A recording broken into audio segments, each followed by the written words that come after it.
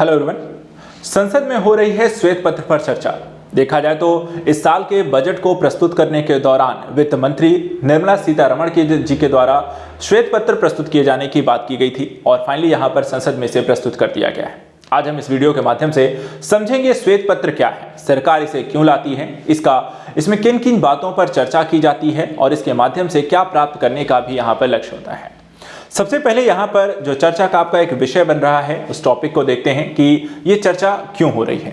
तो जैसा कि राष्ट्रीय जनतांत्रिक गठबंधन यानी कि हम एनडीए को सरकार ने यहाँ पे वर्तमान बजट सत्र के दौरान ही वर्ष 2014 से पूर्व यूपीए सरकार के तहत जो आर्थिक कुप्रबंधन की एक स्थिति थी उसी पर श्वेत पत्र लेकर आया गया है, उसको प्रस्तुत करने का निर्णय लिया गया और यहाँ पर इसे संसद में प्रस्तुत किया गया है, उस पर चर्चा हो रही है। अब यहाँ पर अगर हम देखें इसके बारे में थोड़ा से घटनाक्रम को थोड़ा डिटेल से समझ लेते हैं, उसके बाद हम यहाँ पे इस श्वेत पत्र को लेकर के क्या क्या बातें कही गई हैं, क्या क्या है इस श्वेत पत्र में, वो भी आपको बताएंगे। सबसे पहले देखिए यहाँ पे 1 फरवरी को बजट भाषण में वित्त मंत्री निर्मला सीतारमण जी के द्वारा 2014 से पहले और बाद की भारतीय अर्थव्यवस्था की यहाँ पे तुलना करते हुए एक श्वेत पत्र प्रस्तुत करने का विचार किया गया था। सरकार ने इसी उद्देश्य से बजट सत्र को यहाँ पर एक दिन यहाँ पर आगे बढ़ा दिया गया है और श्वेत पत्र के बारे में देखा जाए तो यहाँ पर यूपीए सरकार के दौरान भारत की आर्थिक बदहाली, अर्थव्यवस्था पर इसके नकारात्मक प्रभावों के बारे में विस्तार से इसमें बताया जाएगा। हम देखेंगे यहाँ पर श्वेत पत्र में क्या है। यह पिछले शासनकाल के दौरान अर्थव्यवस्था के कुप्रबंधन पर भी यहाँ पर आपको केंद्रित होगा। वहीं यूपीए सरकार के काल में सकारात्मक निर्णयों के प्रभाव पर भी देखा जाए, इसमें चर्चा की जाएगी। इसमें 2014 तक की स्थिति के साथ वर्तमान सरकार की तुलनात्मक उपलब्धियों का भी इसमें विवरण करने की बातें की गई हैं। तो ओवरऑल जो पर्सपेक्टिव है यहाँ पर, श्वेत पत्र एक ऐसा यहाँ पर पत्र है जिसके माध्यम से सरकार जो है दशकीय स्तर पर एक तुलना करने वाली है। यूपीए सरकार के 10 साल के शासनकाल के एनडीए सरकार के 10 साल के शासनकाल में एक तुलनात्मक विवरण जो है आर्थिक स्थिति पर कि किस तरीके से यहाँ पर क्या काम हुआ 10 साल में और कितना यहाँ पर हमने प्रगति की, पिछली जो सरकार थी उसने यहाँ पे क्या किया है, इन सारी चीजों को लेकर के। अब आइए यहाँ पर उसी श्वेत पत्र के कुछ प्रमुख पहलुओं पर चर्चा करते हैं। देखिए जो श्वेत पत्र यहाँ पर प्रस्तुत किया गया है सरकार के द्वारा, इसे 3 पार्ट में प्रस्तुत किया गया है। ठीक है, ध्यान दीजिएगा। तो यहाँ पर ये श्वेत पत्र अगर हम देखें यहाँ पर 3 पार्ट हैं इसके, और इसमें अगर हम देखें तो पहला जो पार्ट रहेगा यूपीए सरकार में भारत की आर्थिक स्थिति पर यहाँ पर केंद्रित है। दूसरा जो पार्ट है, पार्ट बी जो है यूपीए सरकार के विभिन्न घोटालों पर केंद्रित है। और पार्ट सी में देखा है तो मोदी सरकार ने कैसे इकोनॉमी को यहाँ पर बदली है, किस तरीके से इसमें काम किया गया उस पर यहाँ पर चर्चा पर केंद्रित है। तो यहाँ पर शॉर्ट टर्म में मैं आपको दिखाना भी चाहूंगा कि यहाँ पर किस तरीके से एक एक करके इन पार्ट्स के बारे में, जैसे कि पहला जो है यहाँ पर भारत की आर्थिक स्थिति की तुलना करता है। ठीक है, तो यहाँ पर अगर हम देखें तो विश्व वित्त वर्ष 2010 से 2014 के दौरान औसत जो महंगाई थी वो दर जो थी वो डबल डिजिट में थी। यहाँ पर ये आप देखें, ये आप 3.9%, 3.8%, 4.4, 6.7, 6.2, 9.1, 12, 10, 9, 10, 9। तो ये लगातार आपको देखा जाए जो एक वित्तीय वर्ष था जो 2004, 5, 6, 7, 8, 9, 10, 11, 12, 13, 14 यानी कि एक दशक में जो आपका जो महंगाई जो दर थी वो यहाँ पर डबल डिजिट में प्रवेश कर जाती है। जो कहने का मतलब है कि यहाँ पे जो आर्थिक स्थिति की बात की गई तो यहाँ पर महंगाई बहुत ज़्यादा आपको बढ़ जाती है। दूसरी इसी दौरान अगर हम देखें जो दूसरी स्थिति यहाँ पर घोटालों की इसमें बात की गई है तो यहाँ पर करीब 15 घोटालों की चर्चा जो है यहाँ पर श्वेत पत्र में की गई है। इसमें देखिए अलग अलग घोटालों के बारे में, जैसे पहला जो घोटाला है कोयला ब्लॉक आवंटन को लेकर के घोटाला हुआ। 1.86 लाख करोड़ का घोटाला 2012 में सामने आया। 47 मामलों में फाइनल रिपोर्ट दी गई। 10 जो केस हैं अंडर ट्रायल हैं और 14 लोग देखा जाए तो इसमें दोषी करार दिए गए हैं।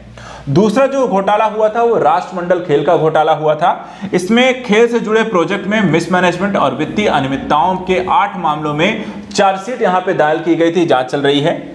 तीसरा जो घोटाला था 2G यहाँ पे टेलीकॉम घोटाला था जिसमें 1.76 लाख करोड़ का घोटाला था और इस पर भी देखिए मामला जो है अपीली अदालत में है। चौथा जो घोटाला है शारदा चिटफंड घोटाला है। इसमें इन्वेस्टमेंट फंड डायवर्जन से जुड़ा घोटाला 2013 में सामने आया था और 10 लाख से ज्यादा जो निवेशक हुए थे वो इससे प्रभावित थे। पांचवा जो घोटाला था आईएनएक्स मीडिया केस, जिसमें मामला मनी लॉन्ड्रिंग और मीडिया कंपनी में विदेशी निवेश से जुड़ा हुआ मामला था। केस अभी भी यहाँ पे ट्रायल में है। एयरसेल और मैक्सिस का यहां पर यह घोटाला, जिसमें एक टेलीकॉम कंपनी विदेशी निवेश के लिए अप्रूवल से जुड़ी अनियमितता के आरोप हैं और यह भी केस ट्रायल में है। इसके बाद एंट्रिक्स देवास डील, जो इसरो की एंट्रिक्स कॉर्पोरेशन और देवास मल्टीमीडिया के बीच सैटेलाइट डील से जुड़ा घोटाला। सुप्रीम कोर्ट ने फ्रॉड की पुष्टि की और आरोपियों पर यहां पर क्रिमिनल केसेस चल रहे हैं। आठवां जो घोटाला था लैंड फॉर जॉब, जिसमें रेलवे की ग्रुप डी नौकरी देने के बदले जमीन ट्रांसफर करने के मामले थे और इसमें भी यहां पे जांच चल रही है। नौवां जो है पंचकुला और गुड़गांव में prime land allotment and release को लेकर एक घोटाला है, जिसमें निजी बिल्डरों की मिलीभगत को प्राइम लैंड से मुक्त कराने, औद्योगिक भूमि को सहयोगियों को देने और की बात यहां पर सामने आई थी। यह भी जो मामला है ट्रायल कोर्ट में चल रहा है। 10वां मामला है जम्मू कश्मीर क्रिकेट एसोसिएशन में, जहां फर्जी बैंक अकाउंट खोलकर 44 करोड़ की हेराफेरी का यहां पर एक मामला सामने आया है। इसी तरह एम्ब्रेयर डील, जो कि यह ब्राजील की एरोस्पेस कंपनी एम्ब्रेयर से भ्रष्टाचार रिश्वतखोरी का मामला है। जांच के बाद चार्जशीट यहां पर दाखिल है। केस यहां पर देखा है ट्रायल कोर्ट में यहां पर पेंडिंग है। इसके अलावा पिलाटिस बेसिक ट्रेनर एयरक्राफ्ट, यह मामला 2009 का है। भारतीय वायुसेना के 75 पिलाटिक बेसर ट्रेनर एयरक्राफ्ट की खरीद से जुड़ा हुआ ये मामला सामने आया है। 13 हॉक विमान खरीद, जो कि हॉक विमानों की खरीद में 2003 से 2012 के बीच रक्षा मामले के अधिकारियों के रिश्वत लेने के यहाँ पे आरोप सामने आए। 14वां देखा जाए तो आदर्श हाउसिंग सोसाइटी घोटाला है। एक डिफेंस लैंड प्रोजेक्ट में अपार्टमेंट के आवंटन अनियमितताओं से जुड़े मामले हैं, जिसके पर अभी भी केस चल रहे हैं। और 15वां जो घोटाला है अगस्ता वेस्टलैंड हेलीकॉप्टर घोटाला है और हेलीकॉप्टर खरीदों में रिश्वत देने का मामला सामने आया था। तो ये सारे जो घोटाले, करीब 15 घोटाले हैं जो यूपीए सरकार में किए गए। इसके अलावा कंपैरिजन किया गया था एनडीए सरकार का यहाँ पर किस तरीके से उसने काम किया है, कैसे आगे बढ़ रहे हैं, और तुलनात्मक तौर पर एक डेटा भी इसमें प्रस्तुत किया गया। यहाँ पे एनडीए सरकार के 10 साल में एयरपोर्ट दोगुने हुए, इलेक्ट्रिक रूट यहाँ पर बढ़ गई हैं, जो आप देख सकते हैं। नेशनल जो हाईवेज हैं वो 97,930 से बढ़कर 1,45,240 हो गए। कार्गो जो ट्रैफिक है मिलियन टन में देखें तो 581 मिलियन टन से बढ़कर 784 मिलियन टन हो गया है।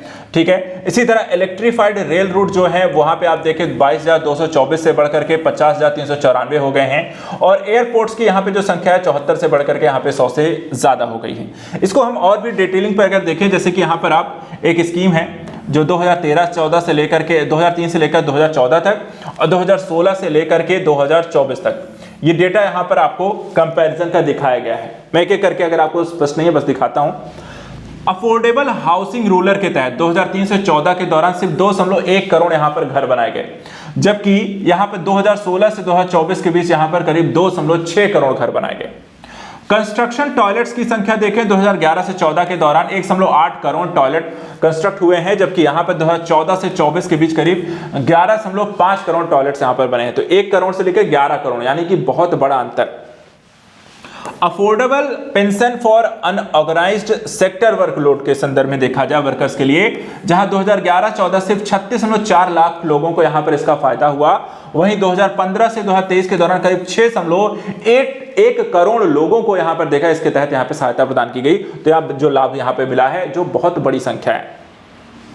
मिनिमम जीरो बैलेंस अकाउंट देखा जाए 2005 से 12 के बीच मात्र 10.3 करोड़ खोले गए थे, जबकि 2014 से 2024 के बीच करीब 51.6 करोड़ अकाउंट ऐसे खोले गए। रूरल इलेक्ट्रिफिकेशन के संदर्भ में देखिए, ग्रामीण क्षेत्रों में बिजली को लेकर 2005 से 14 के बीच सिर्फ 2.15 करोड़ लोगों को यहां पर ग्रामीण क्षेत्रों में बिजली आवंटित की गई थी, जबकि 2017 से 22 के दौरान करीब देखा है 2.86 करोड़ यहां पर घरों में बिजली पहुंचाई गई।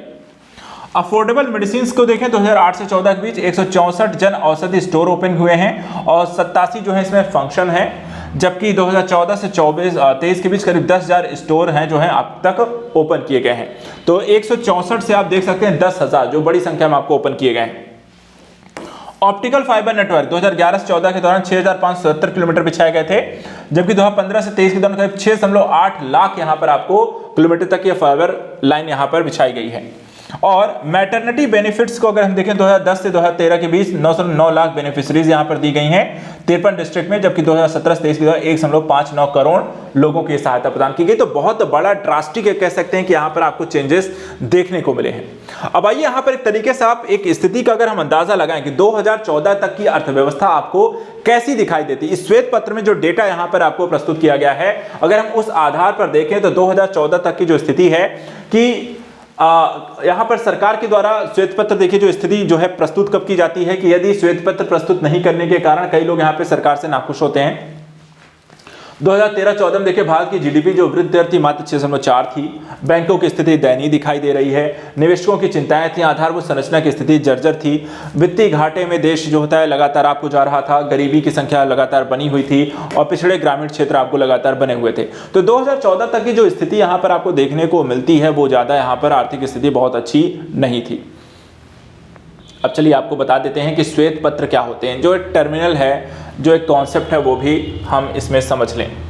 देखिए श्वेत पत्र मुख्यतः एक व्यापक आर्थिक दस्तावेज, आधिकारिक दस्तावेज होता है जो किसी विशेष मुद्दे या समस्या के समाधान के लिए किसी प्रकार की जानकारी, विश्लेषण और समाधान यहाँ पर उसमें प्रस्तुत किया जाता है।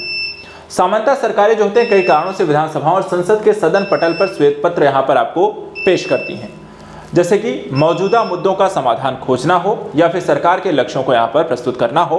तो ऐसे स्थिति में यहाँ पर श्वेत पत्र लेकर आया जाता है। जैसे कि यहाँ पर तुलनात्मक तौर पे आर्थिक प्रबंधन उससे समस्या की निजात के लिए किया गया आपको इस बार का श्वेत पत्र है। और इससे जुड़े हुए क्या पहलू हैं? देखिए सामान्यतः विपक्ष के द्वारा श्वेत पत्र की हमेशा मांग की जाती है। और क्यों मांग की जाती है? ताकि इसके माध्यम से सरकार से किसी विषय पर पूरी जानकारी मांग सके। श्वेत पत्र में देखा जाए तो सरकार कोई झूठ नहीं बोल सकती है। हाँ, इसका कोई किसी प्रकार का कोई वैधानिक महत्व लेकिन नहीं होता है। वहीं श्वेत पत्र जो होते हैं इसके माध्यम से सरकारों के लिए बहुमुखी उपकरण के रूप में भी ये काम कर सकता है, जैसे प्रभावी संचार के लिए, हितधारकों के साथ जुड़ाव के लिए, नीतिगत जो विकास पहलू हैं, कार्यक्रमों के संचालन को लेकर के, पारदर्शिता को बढ़ावा देना हो, जवाबदेही सुनिश्चित करना हो या शासन प्रक्रिया में सार्वजनिक भागीदारी को बढ़ाना हो, इनके लिए यहाँ पे श्वेत पत्र जो होते हैं एक बेहतर तरीका हो सकता है।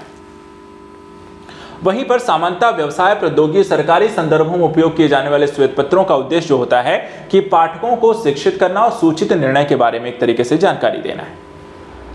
श्वेत पत्र यहाँ पर क्यों लाया गया है, इसी समय यहाँ पर क्यों लाया गया है, यहाँ पर इसकी भी चर्चा करें। तो देखिए तो लोकसभा का चुनाव होने वाला है, ठीक है, और 543 सदस्यों के निर्वाचन के लिए चुनाव जो है अप्रैल मई 2024 में होने की संभावना है। 17वीं जो लोकसभा वर्तमान समय में चल रही है इसका कार्यकाल जो है 16 जून 2024 को ही यहाँ पर आपको समाप्त हो जाएगा। ऐसी स्थिति में अर्थशास्त्रियों का मानना है कि भाजपा के नेतृत्व वाली एनडीए सरकार का जो ट्रैक रिकॉर्ड है वो बहुत ज्यादा अच्छा है और श्वेत पत्र इसकी यहाँ पर पुष्टि भी करेगा।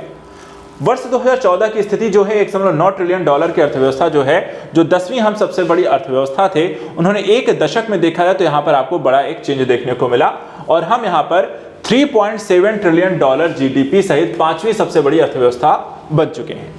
मामला अगर देखें तो अगले 3 वर्षों में ही हम 5 ट्रिलियन डॉलर की इकोनॉमी या जीडीपी सहित विश्व की तीसरी सबसे बड़ी अर्थव्यवस्था भी बन जाएंगे और साथ ही साथ हम 2030 तक देखा जाए तो 7 ट्रिलियन डॉलर की इकोनॉमी भी बन जाएंगे। वहीं मजबूत घरेलू मांग की ताकत से पिछले 3 वर्षों में अर्थव्यवस्था के जो जीडीपी विकास दर रही है वो 7% से लगातार बनी हुई है। वित्त वर्ष 2025 की अगर हम बात करें तो वास्तविक जीडीपी दर 7% के करीब देखने की संभावना है और वर्ष 2030 तक विकास दर 7% से ऊपर भी यहां पर जाने की आपकी काफी संभावना बनी रहने वाली है। ठीक है, तो इस तरीके से श्वेत पत्र और उससे संबंधित यहाँ पे दस्तावेज जो है किस तरीके के लेकर आए हैं, इसका पहलू क्या है, इसके संबंध में यहाँ पे क्या क्या जानकारी हो सकती है, उसको लेकर हमने आज यहाँ पे डिस्कस कर लिया है। नेक्स्ट वीडियो में कुछ और जानकारियों को लेकर मिलते रहेंगे। Thank you so much and good luck.